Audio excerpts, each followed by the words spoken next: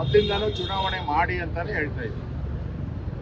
ನಿಮಗೆ ವಾರ್ಡ್ಗಳ ಮೀಸಲಾತಿ ಮಾಡೋಕ್ಕಾಗಿಲ್ಲ ಅಂದರೆ 198ಗೆ ಮಾಡಿ ಅಂತಲೂ ನಾವು ಅಪೀಲ್ ಮಾಡಿದ್ದೀವಿ ಕೋರ್ಟ್ಗೆ. ನಾವು ಕೂಡ ಸುಪ್ರೀಂ ಕೋರ್ಟ್ ಹೋಗಿ, ಆದರೆ ಈಗೆಲ್ಲ ವಾರ್ಡ್ಗಳು ಇವೆಲ್ಲ ಕ್ಯಾಟಗರಿ ಎಲ್ಲ ಮಾಡಿರೋದ್ರಿಂದ ಬೇಗ ಚುನಾವಣೆ ಮಾಡಿ ನಾವು ರೆಡಿ ಇದ್ದೀರಿ. ಈ ಚುನಾವಣೆ ಗೆಲ್ಲಕ್ಕೆ ರಾಜ್ಯದಲ್ಲಿ ಕಾಂಗ್ರೆಸ್ ಮಾಡಿರುವಂಥ ಗುಂಡಿಗಳೇ ಸಾಕು. ರಾಜ್ಯದಲ್ಲಿ ಬಿದ್ದಿರುವಂಥ ಗುಂಡಿಗಳು, ಅದರಲ್ಲಿ ಸತ್ತಿರುವಂಥ ಜನ ಪಾಪ, ಏಟ್ ತಿಂದಿರೋರು, ಕಸದ ರಾಶಿ ಬಿದ್ದಿರುವಂಥದ್ದು, ಕಾನೂನು ಸುವ್ಯವಸ್ಥೆ ಹಾಳಾಗಿರೋದು, ಇದಕ್ಕಿಂತ ಬೇರೆ ವಿಚಾರಗಳೇನು ಬೇಕಾ?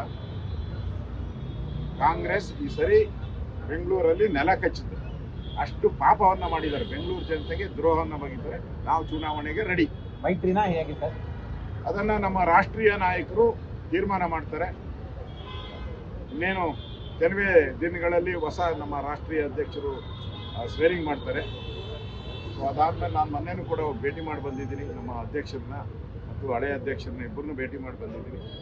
ಕರ್ನಾಟಕದ ಬಗ್ಗೆ ಅವರು, ಈ ಚುನಾವಣೆ ಬಗ್ಗೆ, ಒಂದು ಮೈತ್ರಿಯ ಬಗ್ಗೆ ಅವರು JDSನ ಮುಖ್ಯಸ್ಥರ ಜೊತೆ ಮಾತಾಡ್ತಾರೆ. ಕೇಂದ್ರದವರು ಸಮನ್ವಯ ಸಮಿತಿ ಏನು ತೀರ್ಮಾನ ಮಾಡುತ್ತೋ ಅದಕ್ಕೆ ನಾವು ಬದ್ಧರಿದ್ದೀವಿ.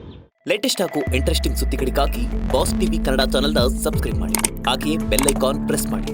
ಇದರ ಜೊತೆಗೆ ಫೇಸ್ಬುಕ್, ಇನ್ಸ್ಟಾಗ್ರಾಮ್, ಎಕ್ಸ್ನಲ್ಲೂ ಮಿಸ್ ಮಾಡದೆ ಫಾಲೋ ಮಾಡಿ.